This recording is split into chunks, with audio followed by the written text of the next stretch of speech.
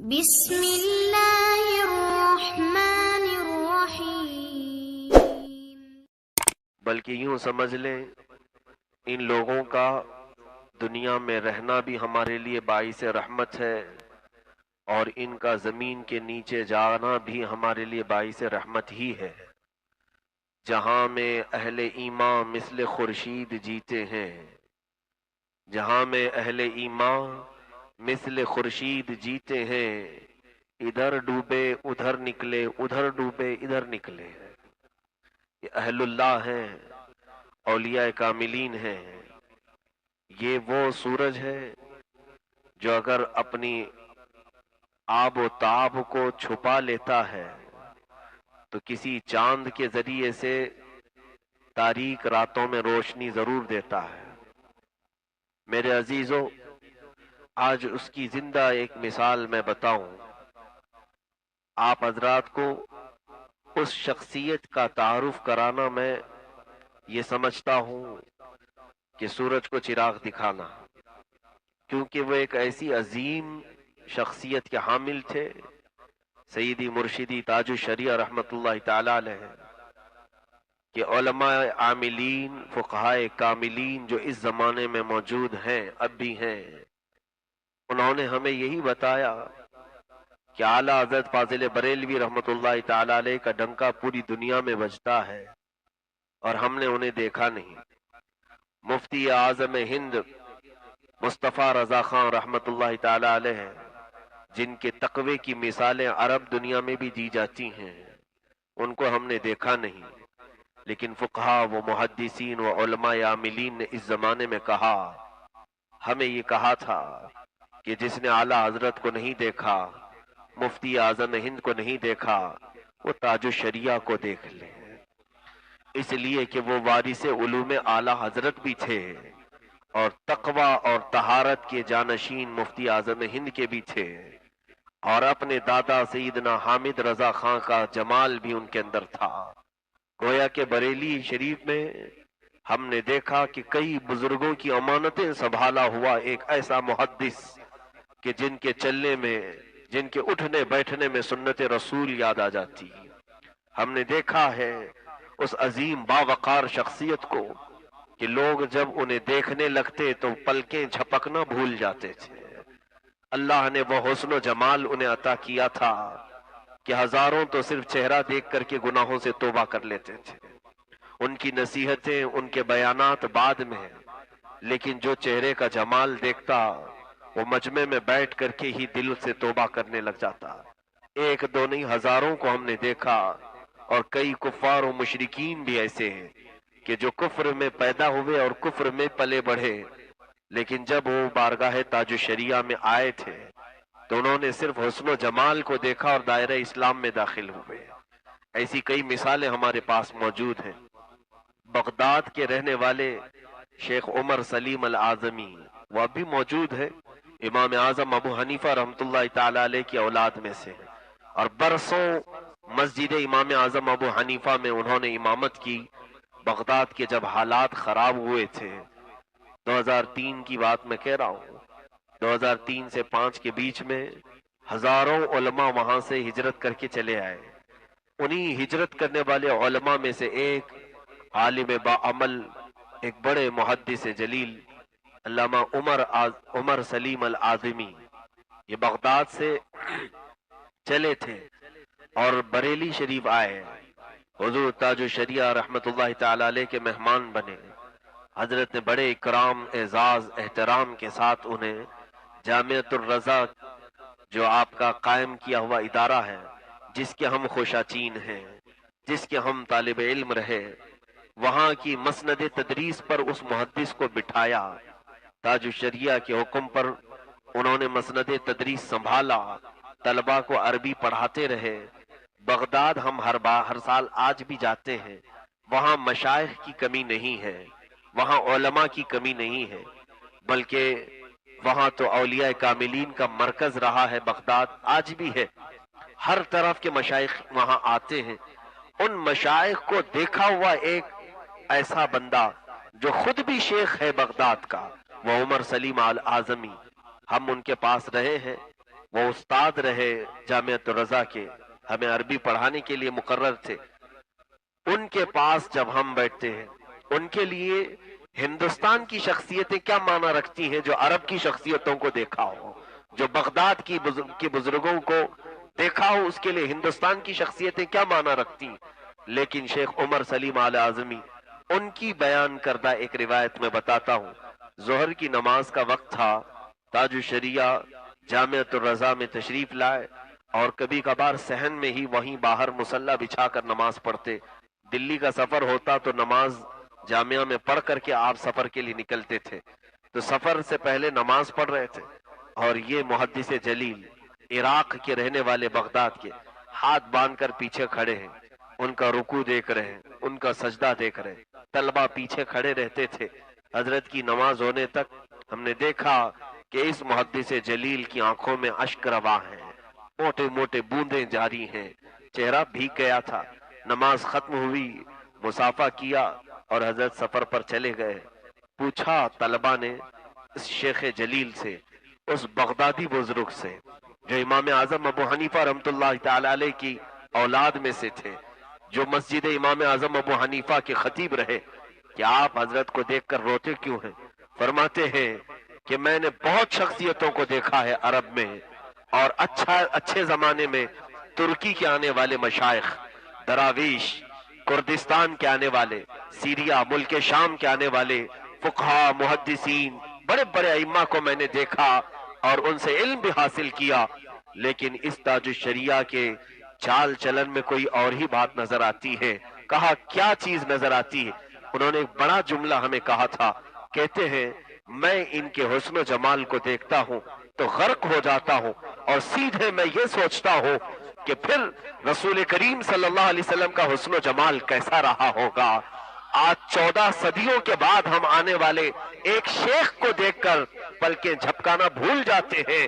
تو پھر صحابہ کا وہ عشق رسول حق تھا جو یہ کہتے تھے، کیا مہکتے ہیں مہکنے والے، بو پہ چلتے ہیں بھٹکنے والے. رسول کریم صلی اللہ تعالی علیہ وسلم کا جو صحابہ کرام کے درمیان عشق تھا، محبت تھی، وہ حق بجانب تھا کہ اللہ کے حبیب صلی اللہ تعالی علیہ وسلم کی ضیائیں کچھ تو بزرگوں نے پائی ہیں. وہی عکس جمیل جو بزرگوں کو وراثت میں ملا ہے، بریلی کے ایک تاجدار اعلی حضرت کے اس خانوادے میں ہم نے تاج الشریعہ کے چہرے میں دیکھا ہے. عزیزان گرامی، رسول کریم صلی اللہ تعالی علیہ وسلم کا حسن و جمال پوری کائنات کا سب سے سارا حسن و جمال ملایا جائے تب بھی میرے آقا کے ناخن کے برابر نہیں ہوگا. لیکن احساس کرنے کے لیے ان مشائخ کو دیکھ کر کے ہم صحابہ کی زندگی کو یاد کر سکتے ہیں. عزیزان گرامی، اللہ رب العزت کے ایسے کئی بندے دنیا میں آتے رہے جنہوں نے اپنے اخلاق سے اسلام کو پھیلایا ہے اور اسلام کی اس کشتی کو آگے بڑھایا ہے. تاج الشریعہ رحمت اللہ تعالی علیہ کے شب و روز ہم نے دیکھے ہیں، تقوی و طہارت، علم و عمل، ایسے اللہ نے انہیں ودیعت کی تھی. ان کے ساتھ رہنے والے کئی بزرگ آج بھی ہیں. گجرات میں ایک حضرت ہیں، ان سے ہماری ملاقات ہوئی تھی آج سے کافی سال پہلے میرے طالب علمی کے زمانے میں. وہ حضور تاج الشریعہ کے ہم جماعت تھے.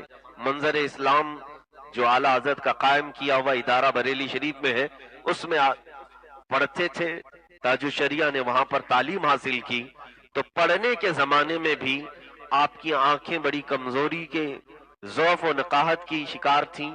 فرماتے ہیں وہ حضرت جو حضور سیدی تاج الشریعہ کے ہم سبق ساتھی رہے، کہتے ہیں کہ ہم نے مولانا اختر رضا خان صاحب کو دیکھا ہے طالب علمی کے زمانے میں وقت کی اتنی پابندی کرتے کہ بڑے خاندانوں والے اس طرح سے ہوتے نہیں. عام طور پر نازوں کے پلے ہوئے بچے ہوتے ہیں جن کے باپ پیر ہوں، جن کے دادا پیر ہوں، اور جن کا گھرانہ پورے ہندوستان کی قیادت کر رہا ہو.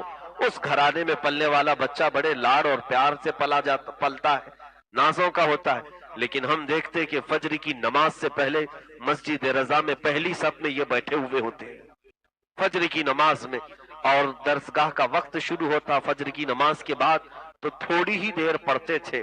کتاب پڑھنے کے بعد اعلیٰ حضرت رضی اللہ تعالیٰ عنہ کا جو مزار مبارک ہے، اسی سے متصل مفتی اعظم ہند کا مزار ہے، وہیں پر حجت الاسلام علامہ حامد رضا خان کا مزار ہے.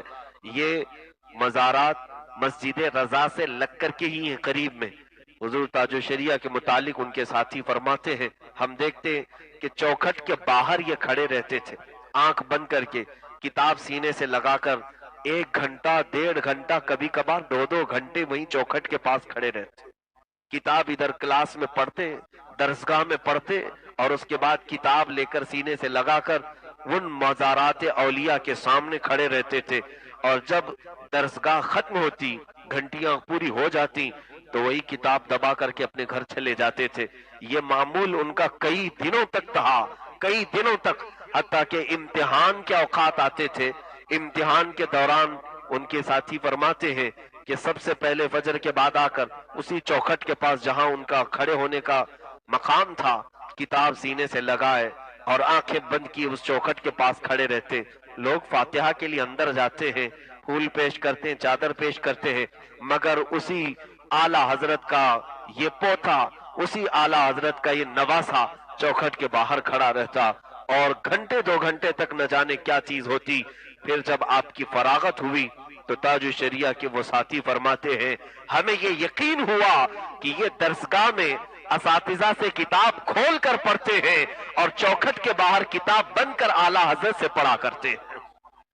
یہ مفتی اعظم ہند رحمت اللہ تعالی علیہ کا فیض لیا کرتے ہیں. یہ سلسلہ کئی سال تک چلا اور ہمیں بعد میں پتا چلا کہ علم و ہنر کا بحر بے کراں کہاں سے آیا. یہ فیض علماء اساتین ملت اولیاء سے حاصل کیا ہوا تھا. یاد رکھو میرے عزیزو, علم جو محنت سے ملتا ہے وہ 80 سال محنت کرنے کے بعد جو علم ملتا ہے اس کا مقام الگ ہوتا ہے, اور جو علم نظروں سے ملتا ہے اس کا مقام بہت الگ ہوتا ہے. ایک محنت سے حاصل کیا ہوا علم جس کو علم کسبی کہتے ہیں, اور ایک علم وہ ہے جو اللہ کی طرف سے غیر سے دیا جاتا ہے, وہ علم لدنی ہوتا ہے. وہ تو راتوں رات بھی مل جاتا ہے, صبح سے شام میں بھی مل جاتا ہے. ایسے بہت سارے اولیاء کاملین ہیں جن کو اللہ رب العزت نے ماں کی گود میں ہی علم دین عطا فرمایا ہے. انہی شخصیات میں میں نے حضور تاج الشریعہ بدر الطریقہ کو دیکھا ہے. اللہ اکبر, حدیث کا علم اس میں وہ اب تنہا نظر آتے تھے, فقہ کا علم اس میں وہ تنہا نظر آتے تھے, تفسیر کا علم اس میں وہ تنہا نظر آتے تھے, منطق کا علم. اس عمر میں جب آپ کی عمر آخری زمانے کی بات میں کر رہا ہوں, آپ کی ظاہری زندگی کی, کہ ہم جب آپ کے ہاں پڑھنے کے لیے موجود تھے کئی کمزوریاں لاحق تھیں, باوجود اس کے منطق کا علم ایسا ہے جس کو جوان اساتذہ پڑھاتے ہیں عام طور پر تو بھی پیشانی پر پسینے آ جاتے ہیں. یہ ایک خشک فن مانا جاتا ہے. مدارس اسلامیہ میں پڑھنے والے طلبہ اچھی طرح سے جانتے ہیں, اساتذہ پڑھاتے پڑھاتے تھک جاتے ہیں, اور ایک ایسی کتاب جو اصول کی ہے, جو منطق کی ہے, وہ جب اساتذہ پڑھا کر تھک جاتے ہیں تو حضور تاج الشریعہ کے پاس وہ ایسی پیچیدہ عبارتوں کے لیے طلبہ کو بھیج دیتے. میں خود کئی عبارتیں لے کر کے حاضر آیا ہوں. ظہر کا وقت ہے, نماز سے پہلے پہلے بیٹھے ہوئے ہیں کرسی پر, صرف عبارت سامنے والے طالب علم نے پڑھا, آپ نے دیکھا بھی نہیں کتاب کو, اور بغیر دیکھے اسی کا حل بیان کر دیتے تھے کہ یہ کتاب میں اس عبارت کا یہ معنی نکلتا ہے, اس لائن کا یہ معنی نکلتا ہے, اس کا یہ ترجمہ ہو سکتا ہے. اس طرح بیٹھ کر کے روزانہ آپ کا حال یہی تھا, علم کی موتیاں بکھیرتے رہے, علم کی موتیاں بکھیرتے رہے. اسی لیے میرے رب ذوالجلال نے قرآن میں فرمایا, اے ایمان والو اللہ سے ڈرو اور اس کے سچے بندوں کے ساتھ ہو جاؤ. سچے بندوں کے ساتھ ہونے کا فائدہ ہم نے دیکھا, ان کی کوئی محفل بری نہیں ہوتی. سچوں کے ساتھ بیٹھا کرو, اٹھا کرو. اے میرے عزیزو, آج محفلیں تلاش کیوں نہیں کرتے علماء باعمل کی؟ آپ سیکھیں نہ سیکھیں, ان کی مجلسوں میں بیٹھ کر کے اٹھ تو آیا کرو. تھوڑی دیر جو تم وقت گزارو گے ان علماء باعمل اور صالحین کی محفلوں میں, دیکھنا تمہارے دل سے گناہوں کی محبت ختم ہوگی, تمہاری آنکھیں حیادار ہو جائیں گی. ان مجالس میں بیٹھنے کے بعد غیب سے تمہیں ایسا احساس ہوگا کہ علم کے لیے میرا سینہ کھلتا جا رہا ہے, کشادہ ہو رہا ہے. ہم نے وہاں ان محفلوں میں یہی دیکھا. ہوتا کیا ہے, یہاں دوسری محفلیں غیبت کے لیے ہی تو سجائی جاتی ہیں, اس کی برائی, اس کی برائی, اس کی چغلی, اس کی چغلی, کس نے کیا کیا, کون کہاں کیا کیا کر رہا ہے. انہی چیزوں کے لیے تو یہاں محفلیں ہوتی ہیں۔ قسم رب ذوالجلال کی، تقریباً 6 سال کے عرصے میں ایک رات یا ایک دن یا ایک مجلس ہم نے ایسی نہیں دیکھی کہ ان کی بارگاہ میں بیٹھ کر کے کوئی غیبت کر رہا ہو یا وہ کسی کی محفل میں کسی کی باتیں کر رہے ہوں۔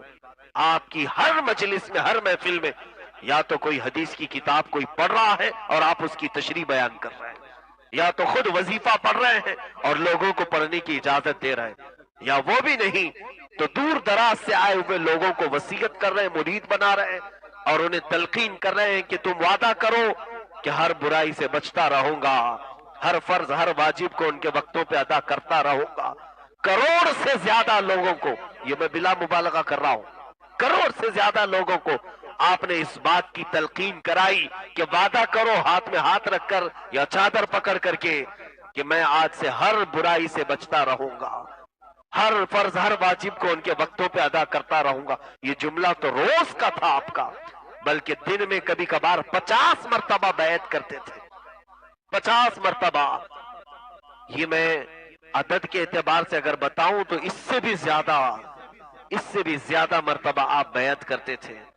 ایک بار آئے مجلس میں بیٹھے، سب کو بیعت کیا، تلقین کیا، کہو کہ ہر گناہ سے بچتا رہوں گا، کہو کہ ہر بد مذہب سے بچتا رہوں گا، عورتیں کہو کہ نامحرم کے سامنے بے پردہ آنے سے بچتی رہوں گی۔ یہ تلقین کراتے مرید کرنے کے وقت، اور یہ بھی کہلواتے کہ ناچ گانے باجے سے آپ بچتے رہیں گے۔ جو آتے تھے وہ یہ وعدہ کر کے ہی مرید بنتے تھے، یہ وعدہ کرتے تھے، اور گئے محفل ختم ہوئی، پھر 2 منٹ نہیں گزرے کہ حضرت سے کہا گا کہ حضور اور کچھ لوگ آئے ہوئے ہیں، پھر ان کو پڑھانا شروع کیا۔ ایک مرتبہ ایسا ہوا کہ ہم نے یہ کہا بھی کہ حضرت آپ لوگوں کو اتنی مرتبہ مرید کراتے کراتے تھک جاتے ہوں گے۔ آپ نے فرمایا تھکان کس بات کی؟ کیا رسول کریم صلی اللہ تعالی علیہ وسلم کے دین پر چلنے کی وصیت کرنا کوئی تھکان کی بات ہے؟ نبی کونین صلی اللہ علیہ وسلم کی شریعت پر چلنے کی تلقین کرنا لوگوں کو، کیا یہ کوئی تھکان کی بات ہے؟ کئی مرتبہ ایسا ہوا کہ سوتے ہوئے بستر پر لیٹے ہوئے لوگ آئے ہیں، اٹھنے کی طاقت نہیں تھی، سوتے سوتے ہی بستر پر ہی پڑھانا شروع کیا، بستر سے ہی تلقین کرنا شروع کیا۔ اخیر زمانے میں تو آپ نے اکثر آئے ہوئے لوگوں کو سو کر کے ہی وصیتیں کی ہیں، لیٹ کر کے بھی کہا یہ اللہ والے کی شان ہے، بیٹھا ہو تو شریعت مصطفیٰ کی بات کرے، کھڑا ہو تو شریعت کی بات کرے، سویا ہو تو شریعت کی بات کرے۔ رسول کریم صلی اللہ تعالی علیہ وسلم کے محبت اور ان کے عشق کا جام پلانا یہ سب کے بس کی بات نہیں۔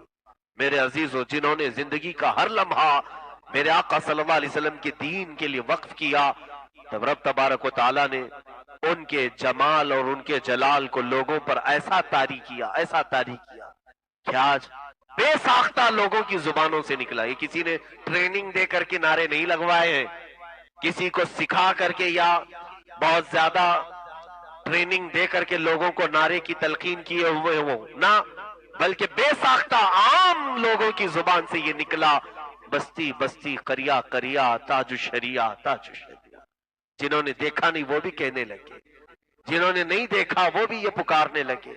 ایک بات یاد رکھیں، قرآن میں اللہ فرماتا ہے ان الذین آمنوا وعملوا الصالحات سیجعل لهم الرحمن ودا، بے شک وہ لوگ جو ایمان لائے اور نیک کام کیے، ان قریب اللہ ان کی محبت لوگوں کے دلوں میں ڈالتا، متقی اور پرہیزگار کی محبت اللہ خود ڈالتا ہے۔ یا 1000 پرچار کر کے بھی لوگ پھیلتے نہیں، اور وہ ہر پرچار والی چیز سے بچ کر کے بھی پھیلتے ہی رہے پوری زندگی بھر، نہ کبھی تصویر میں آئے، نہ کبھی میڈیا میں آئے، نہ کبھی ویڈیو میں آئے، کبھی نہیں۔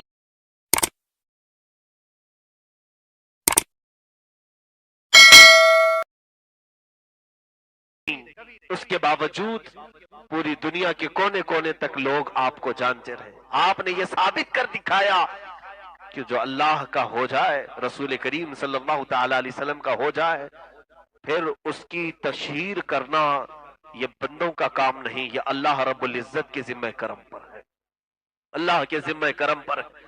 عزیزان گرامی، میں بات کو طول نہیں دوں گا، ان کی کرامات، ان کے علم، ان کا تقوی یہ جگ ظاہر ہے۔ صرف میری آپ بیتی میں سناتا ہوں۔ ظاہر سی بات ہے مجھے اپنی زندگی میں 2 مرتبہ بڑا شدید صدمہ ہوا ہے، بڑا شدید، اور وہ بہت ہی وقت کے گزرتے ہی زیادہ طویل عرصہ نہیں گزرا کہ 2 بڑے غم لاحق ہوئے۔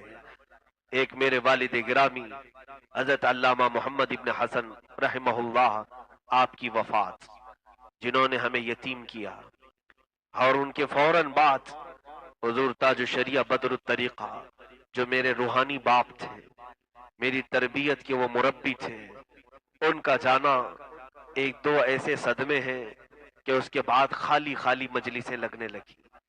اکثر ایسا ہوتا کہ میری فراغت کے بعد سے میں جانتا ہوں، جب سے میں جامعہ ازہر سے پڑھ کر کے آیا، اس سے پہلے بھی میدان میں کام کرنے کا کچھ تجربہ رہا ہے، عوام کے درمیان رہنے کا تجربہ رہا ہے، چھٹیوں میں جب بھی رمضان میں تراویح سنا تھا تو لوگوں کے درمیان ہوتا تھا، لیکن باضابطہ طور پر جب فیلڈ میں اترا پڑھانے کے لیے، تبلیغ کے لیے، بہت سارے ایسے مسائل پیش آتے تھے جہاں مجھے رکنا پڑتا تھا اور کسی کو پوچھنا پڑتا۔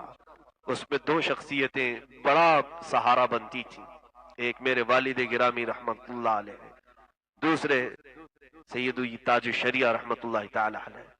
اور حضرت کی بات اس لیے میں کہہ رہا ہوں کہ بار بار آپ کو زحمت دینا گوارا نہیں کرتا تھا، لیکن ایسا ہوا ہے کہ جب بھی میں نے فون کیا یا بات کرنے کی کوشش کی، کبھی حضرت نے جھڑک کر نہیں بات کیا، کبھی نہیں کہا کہ یہ وقت نہیں ہے بات کرنے کا، جس حالت میں ہوتے تھے تسلی دیتے، بہت سارے معاملات پر ڈھارس بندھاتے تھے، حوصلہ دیتے تھے۔ حتیٰ کہ آپ کو یہ بھی بتاؤں کہ وکرولی پاک سائٹ میں آنے کے بعد بھی جب یہاں پر امامت پر میں یہاں لگا تھا، میری تقرری ہوئی، اس کے چند ہی دنوں کے بعد میں بریلی شریف حاضر ہوا تھا اور کچھ نذرانہ لے کر کے حاضر ہوا تھا۔ بچپن سے جب تک ہم پڑھتے رہے حضرت کو ہم نے دیکھا کہ انہوں نے بہت نوازا ہے، بہت نوازا ہے، لیکن پڑھنے کے بعد جب حاضر ہوئے، یہ بات میں عرض کرتا ہوں، رک کر کے بیچ میں تھوڑی چیزیں عرض کرتا ہوں کہ ان کی شفقتیں کیسی تھیں۔ ایک شفیق استاد، ایک مہربان پیر، ایک مشفق مرشد کیسا ہوتا ہے کہ پڑھنے کے زمانے میں ایسا ہوا تھا کہ جامعۃ الرضا سے میں دستار بندی سے پہلے ہی مصر چلا گیا تھا، دوسرا سال تھا، دستار بندی عرس رضا میں ہوتی تھی، اس سے پہلے ہی مصر جانے کا اتفاق ہو گیا۔ جامعہ ازہر سے لیٹر آیا تو میرے جانے کا سارا انتظام ہو گیا، وہ بھی حضرت نے خود فرمایا تھا، میرے مصر جانے کا سارا انتظام حضور تاج الشریعہ نے فرمایا تھا، اور میں سب سے پہلا اسٹوڈنٹ تھا جو جامعۃ الرضا سے جامعہ ازہر کے لیے جا رہا تھا، پہلی بیچ میں ایک ہی نام آیا تھا صرف میرا۔ حضرت نے بڑی دعائیں کی تھی، اور جب جانے لگا تو میں سبق جو سناتا تھا کچھ کتاب باقی رہ گئی تھی۔ جس دن لیٹر آیا مصر میں تمہارا سلیکشن ہو گیا، خوشی کی انتہا الگ تھی، اور اس کے بعد ہلکا ہلکا سا ایک غم آنے لگا کہ میں اس عظیم مرشد کی محفل سے دور جا رہا ہوں۔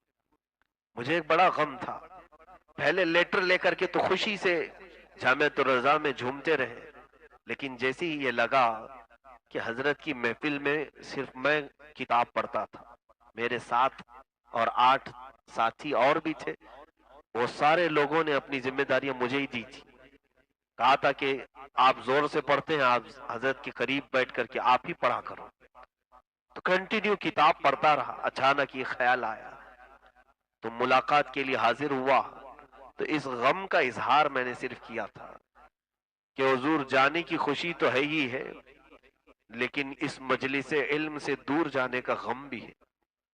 حضرت نے فرمایا کہ یہ غم نہیں ہے، علم کے راستے میں تم چلے ہو، یوں سمجھنا کہ ہم وہاں پر بھی ہیں۔ اتنی بات کہی اور کہا جاؤ تم اپنے انتظام کرو، سامان باندھو۔ جمعرات کا دن تھا، اسی دن میں دلی سے ویزا وغیرہ کی ساری تیاریاں کر کے مدرسے پہنچا، جامعۃ الرضا آیا۔ جمعرات کے دن ویسی چھٹی ہو جاتی تھی مدرسے کی، میں یہ صرف تقریر نہیں کر رہا ہوں، میری آپ بیتی سنا رہا ہوں۔ اور اس مرشد کامل پر میں کیا تقریر کروں، ذرہ ناچیز کیا بولے گا۔ مجھ سے بڑے بڑے علماء ان کے شاگرد رہے۔ مدرسے میں جیسے ہی پہنچا، ظہر کی اذان سے پہلے پہلے کال آئی مدرسے میں کہ حضرت مدرسہ تشریف لا رہے ہیں۔ اساتذہ نے سب سے کہا کہ مسجد میں سب جمع ہو جاؤ، حضرت آ رہے ہیں۔ تو اس دن حضرت کا آنا اتفاقی تھا، دوپہر کے وقت سارے ظہر کی نماز پڑھ کر کے بیٹھے تو حضرت تشریف لائے۔ اپنے خادم محب گرامی میرے عزیز القدر یوسف ان کے ساتھ آئے، اور جیسے ہی جامعۃ الرضا میں آئے مجھے پتہ نہیں تھا کہ آج کس مقصد سے آئے ہیں۔ قائد ملت شہزادے حضور تاج الشریعہ علامہ اسجد رضا خان صاحب قبلہ بھی ساتھ میں تھے، حضرت کے صاحبزادے ساتھ میں آئے اور کہا کہ آج سارے طلباء کو جمع کرو، اساتذہ کو بھی جمع کرو۔ جب مسجد میں جمع ہوئے تو اندر تشریف لائے اور کھڑے ہو کر کے بیان کرنا شروع کیا۔ کہا کہ آج ہمارے لیے ایک اچھی بات ہے کہ جامعۃ الرضا کا الحاق جامعۃ الازہر سے ہوا ہے، ہمارا رابطہ جامعۃ الازہر سے ہوا ہے، اور ہمارے ہاں پڑھنے والے ایک ہونہار طالب علم میرے نام لے کر کے حضرت نے فرمایا کہ یہ جامعۃ الازہر جا رہے ہیں، اور کچھ نصیحتیں فرمائی۔ اپنے دور کا واقعہ بیان کیا کہ جب میں جامعۃ الازہر گیا تھا تو میرے ساتھ کیا معاملات ہوئے تھے۔ ایک آدھا گھنٹہ بیان فرمایا اور اس کے بعد کہا دیکھیں یہی مرشد کی خصوصیت ہوتی ہے، دل میں جو ہوتا ہے وہ جان لیا کرتا ہے۔ سارے لوگوں کے سامنے آپ نے اعلان یہ کیا کہ یہ ہمارے طالب علم ہیں، جامعۃ الرضا کی دستار بندی عرس رضوی میں ہوتی ہے، جس کو ابھی 2 مہینے باقی ہیں، یہ اس سے پہلے ہی جا رہے ہیں، اس لیے میں گھر سے ہی امامہ لے کر آیا ہوں، ان کی دستار بندی کر دوں۔ میں نے دستار بندی کا کوئی ذکر حضرت کے پاس نہیں کیا تھا، میرے دل میں یہ بات تھی کہ یہ دستار سے پہلے میں جا رہا ہوں۔ دستار کا مطلب ہوتا ہے امامہ شریف باندھتے ہیں اور فارغ ہونے کی سرٹیفکیٹ دیتے ہیں۔ اس دن حضرت نے اس دن اعلان کیا، اساتذہ طلبہ سب کے سامنے مجھے امامہ شریف باندھا، ایک عطر کی شیشی دی اور ایک دستی مجھے دیا، وہ سب رکھی الحمدللہ محفوظ۔ اتنا دینے کے بعد آپ رخصت کیے اور میں چلا گیا۔ میرے عزیزوں یہ بات میں اس لیے عرض کر رہا ہوں، آج کھل کر کے سن لیں پوری اس تاریخ کو۔ جانے کے بعد میرا داخلہ حضرت کی ایما پر، حضرت کے مشورے پر ہی ہوا جامعۃ الازہر میں۔ داخلہ ہونے کے بعد پڑھنے لگا، چند دن گزرے تھے کہ حضرت سے رابطہ ہوا۔ ہمارے کرم فرما حضرت کے خلیفہ بھی ہیں، مرید بھی ہیں، طارق حسن صاحب جدہ میں رہتے ہیں، ان کی بڑی احسان فرمائیے ہمارے ساتھ رہی کہ ہمیشہ وہ فون لگاتے اور حضرت سے مجھے بات کرواتے۔ میرے طالب علمی کا زمانہ، بڑے خرچے نہیں کر سکتے تھے اس زمانے میں، اکثر ایسا ہوتا کہ ہر 1 دن بعد یا 2 دن بعد حضرت کی کال آتی، صرف کتابوں کے بارے میں پوچھنے کے لیے کہ وہاں جاؤ اس لائبریری میں فلاں کتاب ڈھونڈو۔ میرا یہی کام تھا، صبح سے شام تک حضرت کو جن کتابوں کی ضرورت ہوتی وہ ڈھونڈ کر نکالتا۔ تو میں جب آخری دن عرس کے 2 دن کے بعد حضرت سے اجازت لینے کے لیے گھر پہنچا کہ حضور اجازت دیں، میں کرناٹک جا کر 1-8 دن کے بعد پھر جاؤں گا مصر۔ تو حضرت نے فرمایا ٹھیک ہے، جانے کا ٹکٹ وغیرہ سب چیزیں وہ بھی حضرت کی ہی تھی، کیونکہ کوئی طالب علم اتنا افورڈ نہیں کر سکتا، اس زمانے کی یہ مہنگی ٹکٹ ہے۔ دوپہر کا کھانا میرے سارے ساتھی موجود تھے، حضرت کے گھر میں کھائے، اور اس کے بعد جب میں جانے لگا تو حضرت نے اپنے گھر میں ایک شہزادے کو جو خاندان کے ہیں ان کو کہا کہ میاں جاؤ اندر سے کوئی چیز منگوائی، اور منگوا کر کے پھر میں نے دیکھا وہ حضرت کی اپنی شیروانی تھی، پورا بڑا جبہ تھا۔ کہا کہ یہ پہن کے دیکھو تمہیں آتی ہے نہیں۔ میرے پاس اس وقت بولنے کے لیے الفاظ تک نہیں تھے۔ قاضی القضات فی الہند تاج الشریعہ اور بدر الطریقہ، انہوں نے اپنی شیروانی عطا کی۔ میں نے اٹھا لیا کہ حضور یہ دیکھنا کیا ہے، آتی ہے یا نہیں آتی، یہ دیکھنا کیا ہے، یہ تو سر پر تو ضرور آئے گی۔ ہم نے لیا اور اس کے بعد حضرت نے کہا پرسوں رات میں تمہیں وہاں جبہ نہیں ملا تھا اس لیے میں دے دیا، سٹیج پر جو جبہ نہیں دیا گیا تھا میرے عزیزوں، انہی کے جد امجد نے رسول کریم صلی اللہ علیہ وسلم کی بارگاہ میں یہ کہا تھا میرے کریم سے اگر قطرہ کسی نے مانگا دریا بہا دیے ہیں دربے بہا دی ہیں، رسول پاک کی شان میں انہوں نے کہا تھا، اور اللہ رب العزت نے اس خاندان کو بھی وہ صفت عطا کی ہے وہ بے حساب لوگوں کو نوازتے رہے۔ یہ میری آپ بیتی صرف میں نے اس لیے عرض کیا کہ پیر ہو تو روشن ضمیر ہو، ایسا ہو کہ جو لوگوں کے دلوں کے حالات کو بھی جانتا ہو، یہ نہیں کہ جس کے ہاتھ میں موٹی رقم دیکھے اسے اندر کر لے اور جس کے پاس خالی ہاتھ ہے اسے باہر سے ہی مسافہ کر کے بیچ دے۔ کبھی اس پیر کامل کو ہم نے اس طرح سے نہیں دیکھا۔ بنگال اور بہار سے آنے والے کئی غریب مسلمان ایسے تھے جو یہاں حضرت کے پاس آتے، ان کے لیے بھی ملاقات ویسی ہی تھی جو بڑے بڑے امیروں کے لیے ملاقات کا وقت تھا، سب کے لیے یکساں وہ پیر و مرشد تھے۔ ابھی ابھی کی بات ہے، حضور قائد ملت علامہ اسجد رضا خان صاحب حبلی تشریف لائے تھے، ابھی چند مہینوں قبل کی بات ہے، میں خود بھی حاضر تھا، ایئرپورٹ میں استقبال کے لیے میں حاضر رہا، تو حضرت کو میں نے گل پوشی کی اور اس کے بعد استقبال کر کے باہر لے آئے، تو حضرت سے میں نے ادباً یوں عرض کیا کہ حضور آپ کا حبلی پہلی مرتبہ آنا مبارک ہو۔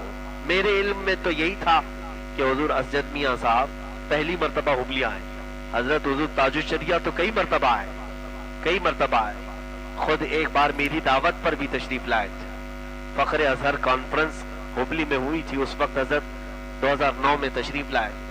اسجد میاں صاحب جب تشریف لائے تو میں نے ایسے اخلاقاً کہا کہ آپ کا پہلی مرتبہ حبلی آنا مبارک، تو اسجد میاں صاحب قبلہ ادام اللہ اقبال انہوں نے کہا نہ مولانا پہلی بار نہیں، یہ دوسری بار آیا ہوں۔ کب آپ آئے تھے؟ کہا آج سے 35 سال پہلے۔ کہا ہم تو پیدا بھی نہیں ہوئے تھے۔ انہوں نے کہا میں 35 سال پہلے ابا کے ساتھ آیا تھا حضور تاج الشریعہ کے ساتھ۔ یہ بات میں کیوں کہہ رہا ہوں؟ فرماتے ہیں کہ میں والد گرامی حضور تاج الشریعہ کے ساتھ حبلی کے لیے آیا تھا آج سے 35 سال پہلے، تو وہ سفر انہوں نے خود اپنی زبان سے بتایا کہ وہ سفر بڑا کٹھن تھا کہ ابا ممبئی سے چلے تھے ایس ٹی بس میں بیٹھ کر، لال بس میں بیٹھ کر کے ناسک تک آئے تھے، ناسک پہنچنے کے لیے 8 گھنٹے لگے تھے، 8 گھنٹے ناسک پہنچے، اور ناسک پہنچ کر کے وہاں سے پھر دوسری گاڑی لی، ناسک سے پھر پونا وغیرہ کا سفر کی، اور وہاں تک پہنچنے کے لیے اور 8 گھنٹے، پونا سے، یہ آج کے زمانے میں 200 کلومیٹر کا فاصلہ ہے، 8 گھنٹے لگے، اور اس کے بعد پونا پہ آ کر کے نہ کوئی گاڑی تھی کچھ بھی نہیں۔ دوسرا دن تھا، حضرت کو ممبئی سے نکلے ہوئے گورنمنٹ بس پہ سفر کرتے ہوئے، فرماتے ہیں کہ میں ابا کے ساتھ تھا، اس وقت میری داڑھی مونچھ بھی نہیں تھی۔ دوسرا دن آیا اور دوپہر ہو گئی، اس وقت حبلی والوں کو ہم نے بہت ادھر ادھر سے فون ملایا، تو وہاں سے بات آئی کہ ابھی کوئی گاڑی بھی نہیں آتی ہے، آدھا آپ یہاں سے کوئی گاڑی کر کے آئیں، آدھا حبلی والے کوئی گاڑی لے کر کے آئیں گے۔ تو پھر وہاں سے کوئی کرائے کی گاڑی کیے، اور وہ بیچ میں 4 مرتبہ رکی خراب ہو کر حضرت کو لے کر کے، اور تقریباً رات ہو گئی، رات کے 12-1 بجے بیچ راستے میں رہے۔ حضرت نے خود ہی اپنا سفر بتایا، اور اس کے بعد صبح کے قریب حبلی والوں کی ایک کار آئی، اور وہاں سے اس کار میں لے کر کے دوسری شام کو حبلی پہنچے۔ کنٹینیو 48 گھنٹے کا سفر کر کے گئے تھے، 48 گھنٹے کا سفر فرما کر وہاں کس لیے گئے تھے؟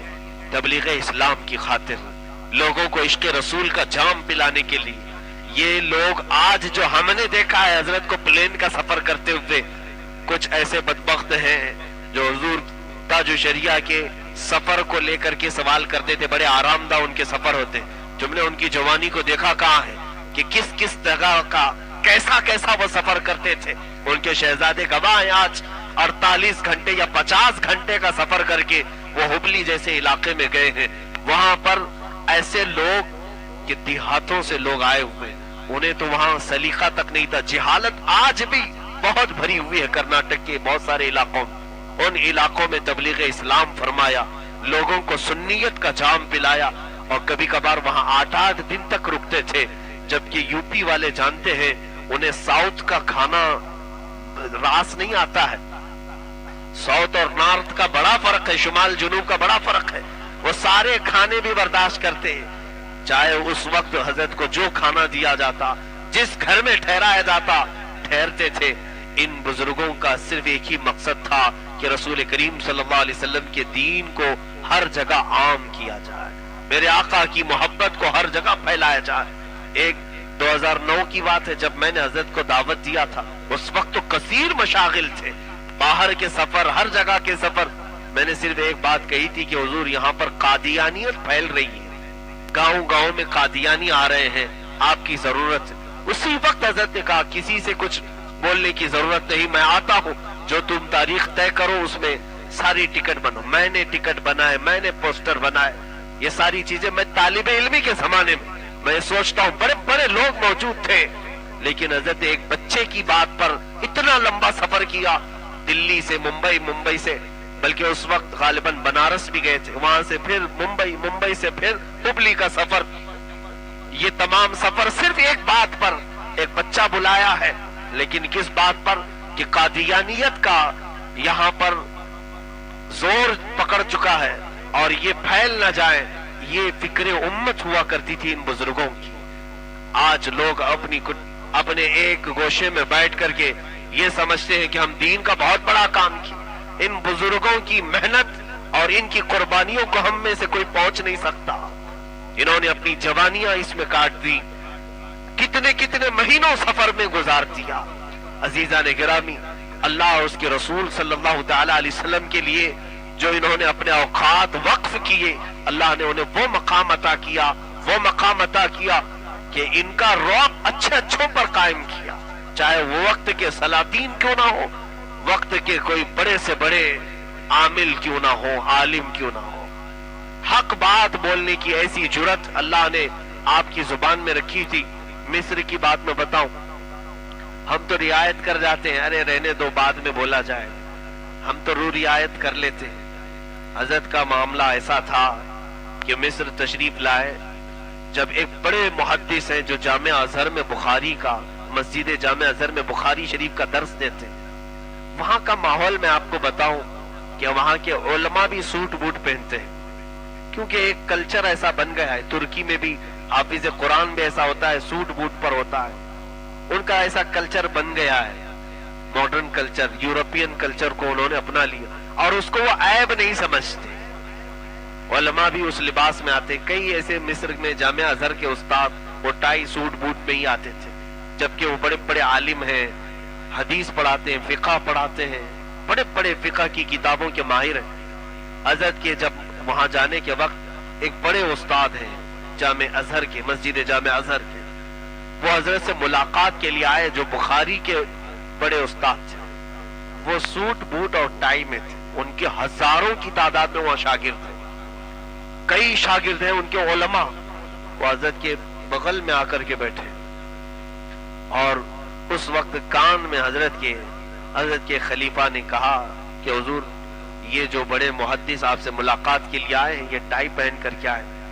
حضرت نے اسی وقت برجستہ کہا، ساری رعایت کچھ نہیں، ان کا ہاتھ پکڑا اور کہا آپ نے ٹائی پہن رکھا ہے؟ انہوں نے کہا ہاں۔ کہا اس کو اتار دیں، یہ شعار نصارہ ہے، یہود و نصارہ کے شعار میں سے ہے اور یہ حرام ہے، جبکہ وہ خود ایک بڑے فقیہ بھی ہیں۔ انہوں نے کہا کہ میں نے تحقیق کیا ہے، میری بھی ایک کتاب ہے کہ یہ شعار نصارہ نہیں ہے۔ انہوں نے جو محفل میں کہنا تک کہا، لیکن حضرت نے کہا میری اس بات پر تحقیق کے ساتھ ایک کتاب ہے، حضرت نے بھی اس پر ایک کتاب لکھی، ٹائی پہننا حرام ہے۔ اسی وقت انہوں نے گلے سے ٹائی نکالی اور کہا میرا موقف جو بھی ہے، لیکن میں اس عظیم عالم کا احترام کرتے ہوئے اس کو ہٹاتا ہوں۔ احترام کرتے ہوئے انہوں نے ہٹایا۔ بسم اللہ الرحمن الرحیم۔